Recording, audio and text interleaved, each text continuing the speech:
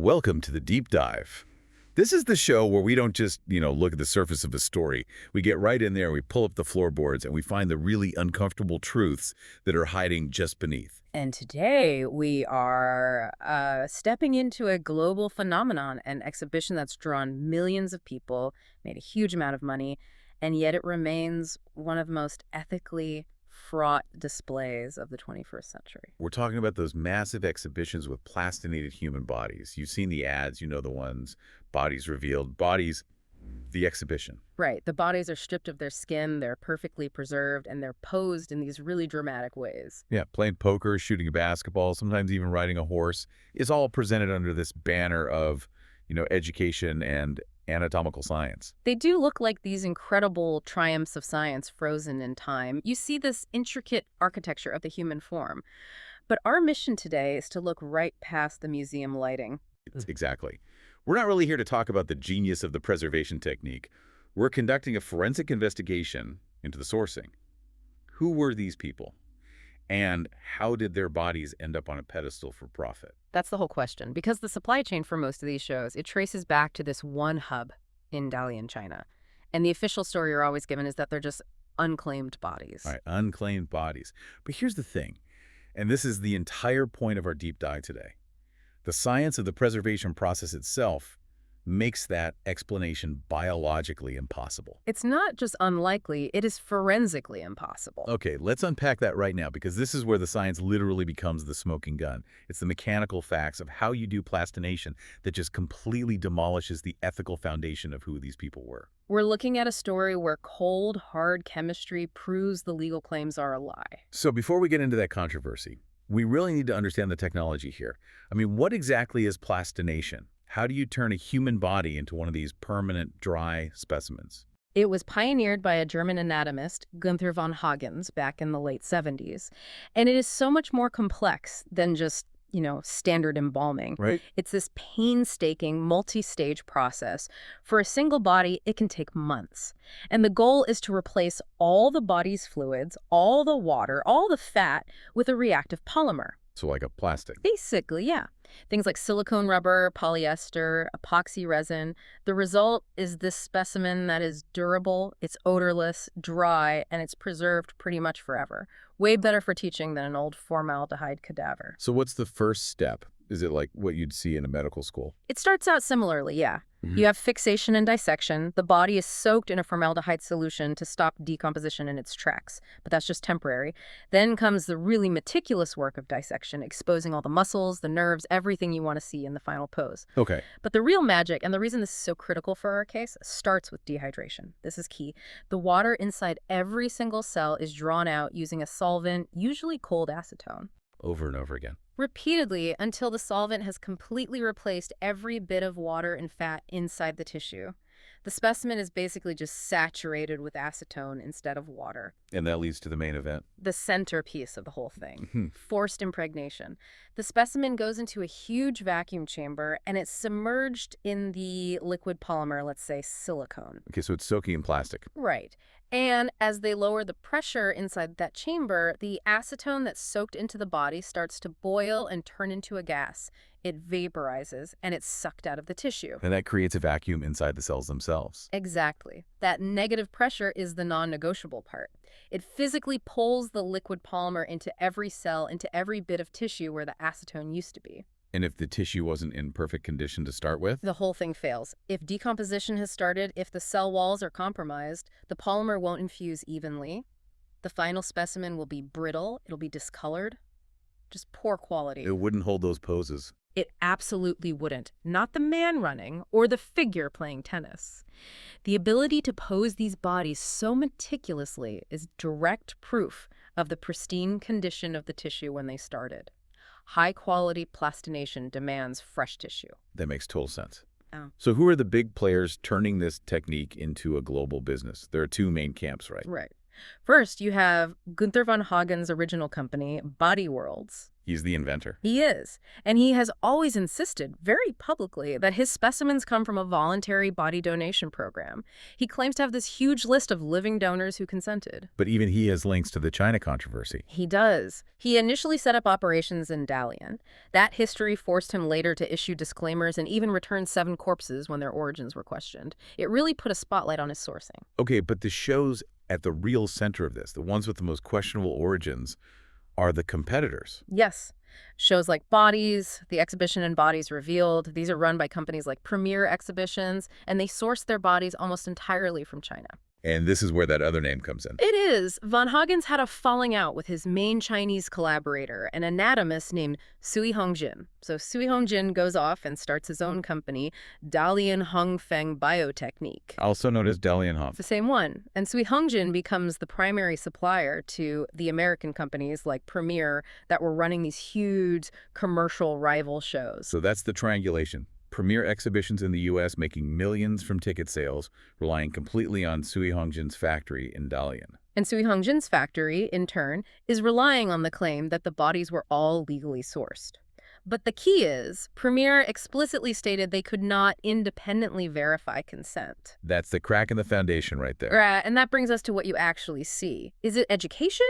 Or is it just sensationalism? I mean, you see organs, sure. Yeah. A smoker's lung next to a healthy one. That has real educational value. But then you also see fetuses in various stages of development, and the whole body's posed. The posing is where the ethical objections really get loud. When you put a preserved human being in a pose, like they're conducting an orchestra or playing poker, it shifts. It's not anatomical study anymore. It's spectacle. You're turning a person into a prop. Exactly. The ethicist Thomas Hibbs compared it to pornography. He said it reduces the individual to just the manipulation of body parts stripped of any larger human significance. You're just gawking. It's commodifying the human form. And as we're about to see, the need to pose them that way not only requires that pristine tissue we talked about, it also helps hide a much darker reality about where these people came from. And this next section is really the core of our forensic case. The entire industry, especially the shows that got their bodies from Dalian, it all rests on this one idea, the unclaimed body. But the facts of biology and chemistry just don't allow it. Let's just reiterate that biological constraint, that non-negotiable timeline for plastination. How short is that window, really? It's incredibly short. It's urgent. For the quality you see in a touring exhibition where the body is durable and can hold a pose, you have to start the process when the tissue is pristine. That means less than 48 hours after death. 2 days. 2 days. After that, decomposition, putrefaction starts, even on a microscopic level. The proteins degrade, the cells collapse, and the quality is just gone. It's unusable for a premium exhibit. And you can't just, say, freeze the body and deal with it later, or embalm it the old-fashioned way. Absolutely not. Conventional embalming is a disaster for plastination. The chemicals used, the formaldehyde solutions, they bind to the proteins in the tissue. Which is what preserves it normally. Right, but it makes it chemically impossible to do the later steps of plastination. The acetone can't get the water out properly, and the polymer can't get in. The body basically becomes a chemical barrier to itself. So to be clear, the body must be fresh under 48 hours, and it can't be conventionally embalmed. That puts a huge immediate pressure on whoever is supplying them. Huge pressure. Now, let's take that hard scientific fact, the 48-hour deadline, and hold it up against the legal fiction they were using in Dalian. The legal definition of an unclaimed body in China. Exactly. Under the Chinese Ministry of Health rules, which were supposed to govern how medical colleges use human remains. What do those rules say? They say that medical colleges can use undocumented corpses that have remained unclaimed for a full month. 30 days. 30 days! 30 days after death or execution, and only with police approval. That waiting period is supposed to be for investigation, for finding family. So, wait. There's the problem right there. The law requires the body to sit for 30 days before it can be legally called unclaimed. But the science of plastination demands it be processed in under 2 days. If a body sits for 30 days, it's biologically ruined for this process. It's decomposed. Completely ruined. And what's more, for a body to even be usable for conventional medical study after a month, it must be conventionally embalmed. Which, as you just said, makes it impossible to plastinate. The contradiction is absolute. It's a scientific impossibility. A body that sits long enough to be legally unclaimed is biologically useless for what they were doing in Dalian. So the claim isn't just a little shaky. It's a demonstrable lie based on chemistry. Which means something really profound. It means the supplier, Sui Hongjin, and the exhibitors, like Premier, they weren't getting bodies that had been passively left in a morgue. No, they had to be getting them immediately after death, before any real attempt to identify them or find family could have even started. If you connect the dots, the only way this works at this scale is if the death was anticipated, if it was scheduled, and if the body was transferred to the plastination factory within hours. That sounds disturbingly like a state execution or a death in custody. It aligns perfectly with that scenario, where the time of death is controlled and the body can be immediately sent to a designated recipient. It does not align with someone dying naturally in a hospital and then waiting for weeks to be identified. So calling them unclaimed bodies was just a smokescreen, a legal term to cover up a biological reality. And look at the bodies themselves. Sources have pointed out they were often young males.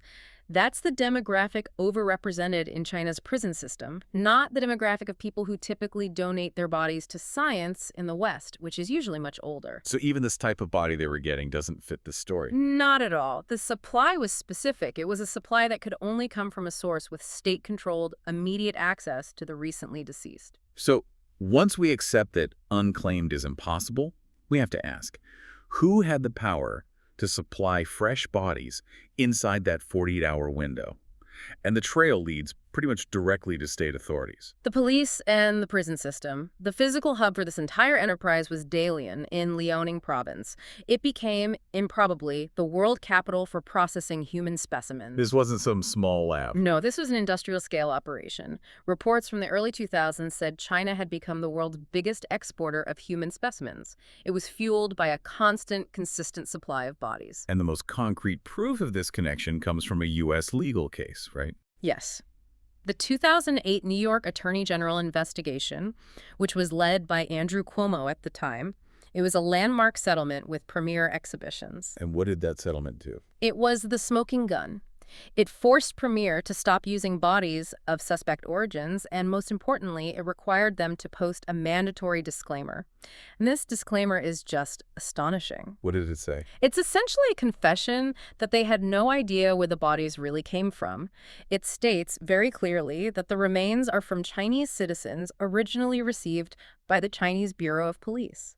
So they had to admit right at the entrance that their raw material came directly from the police. Directly from the police. And it gets even more explicit. It says, the Chinese Bureau of Police may receive bodies from Chinese prisons. Premier cannot independently verify that the human remains you are viewing are not those of persons who were incarcerated in Chinese prisons. That is unbelievable. A major American company forced by a U.S. Attorney General to admit their exhibits are likely made from Chinese prisoners, and they just can't prove otherwise. It completely shattered the unclaimed body narrative. It confirmed the police and prison connection in black and white. But the evidence gets even more direct than a legal disclaimer. We have actual admissions from the supplier himself. We do. Sui Hongjin, the chairman of the Dalian factory, was recorded in a conversation with an investigator, and he admitted dozens of corpses came from public security, procured by the Public Security Bureau. The Dalian Public Security Bureau. A first-person admission. An explicit admission of a direct supply line from the police. This isn't waiting around for a body to be unclaimed. This is an active commercial arrangement. The police were a supplier. And on top of that, we have actual physical evidence of executions. Even Gunther von Hagens couldn't escape this part. No. In 2004, he was forced to publicly return 7 corpses to China because the evidence was just too strong that they were executed prisoners. And that evidence was grim. Horrifying. At least 2 of those bodies had physical proof. Bullet holes in the skull, other major head injuries consistent with execution. So you have the inventor of the process who's trying to build this ethical brand, and he has to admit that some of his supply from Dalian were people who had been shot in the head. Yes, and a separate report from that same year mentioned a young man and woman being delivered to the Dalian Center right after they were executed by a bullet to the head. It confirms the timeline we've been talking about. Scheduled death. Immediate transfer. The process required it, and the sourcing provided it. And then there's maybe the most disturbing specimen of all, the pregnant woman. The plastinated body of a pregnant woman with a near-term fetus visible. This one specimen just breaks so many rules. For one, Chinese law strictly forbids executing pregnant women, so if she was executed, her death happened outside the legal framework. And what about the donation argument? I mean, who would voluntarily donate the dissected remains of their wife and their unborn child to be put in a for-profit touring exhibition? The cultural taboo against disturbing the dead in that way is immense. It's almost unthinkable. The existence of that one specimen is profound circumstantial evidence. It strongly suggests death in custody outside the law and absolutely not a voluntary donation. It confirms these bodies belong to victims of state violence. When you put it all together, the 48-hour science, the 30-day legal fiction, the police disclaimer, the supplier's admission, the bullet holes, the conclusion is just unavoidable. These were not unclaimed bodies. They were acquired. Yeah. Acquired through a state-controlled system that looks exactly like the execution system. And the ethical problems here, they go so far beyond just education versus entertainment. This is about human dignity, isn't it? Absolutely. It's about the commodification of death. The argument from ethicists is that when you strip someone of their identity, pose them, and sell tickets to see them, you reduce that person to a resource. Sanitized violence. It is a kind of sanitized institutional violence where the audience is encouraged to just gawk and not to ask the hard questions. Cool. The claim of education becomes a shield. And that moral unease led to real legal pushback across the world. It did. Countries like France and Israel banned the exhibitions outright. The French court ruling was really clear. It said displaying dead bodies for profit was a violation of the respect owed to them. The proper place for a corpse is a cemetery, not a ticketed venue. Exactly. And we saw similar reactions in the U.S. After that New York settlement, the state passed a law requiring proof of consent for any future exhibits. Hawaii just banned them entirely. And since the exhibitors couldn't produce that proof of consent from the Dalian supply chain, that business model was effectively dead. And this global condemnation really ramped up when human rights groups started connecting the dots. Groups like Choose Humanity and ETAC, the Coalition to End Transplant Abuse in China. They focused on the timing, right? The timing and the demographics. They alleged, and we should be clear we are reporting their allegations, that many of these bodies could belong to executed prisoners of conscience, specifically Falun Gong practitioners. The timing lines up. It does. The severe persecution of Falun Gong in China started in 1999. That's the exact same time that the Plastination factories in Dalian were scaling up into industrial production. The argument being that they became a target pool. Yes. They were held in custody, they often wouldn't give their names to protect their families, and they were subjected to intense state violence. Dalian itself was a hot spot for this persecution. It all aligns with a state-controlled source of bodies. And this concern even made it into government debates.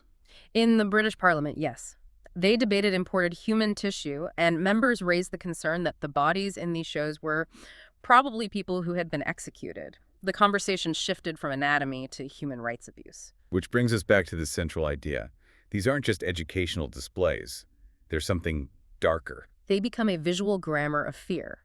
You are seeing the aftermath of state violence bodies that had to be immediately taken by state authorities, and it's been cleaned up, curated, and sold for entertainment. The stories and identities of the people are gone, erased, and their remains are paraded around under the false flag of science. The whole thing is just a chilling theater of control. It's hard to look at the evidence, the police admissions, the bullet holes, and not see it as institutional violence being turned into a commodity. So after this deep dive, the forensic case against the unclaimed body story, it's just overwhelming. It's undeniable. The biological demands of the process itself, that 48-hour deadline, it's irrefutable proof that these bodies were not just sitting in a morgue waiting to be identified. No, they required immediate state access. It confirms the grim reality of a police and prison supply chain.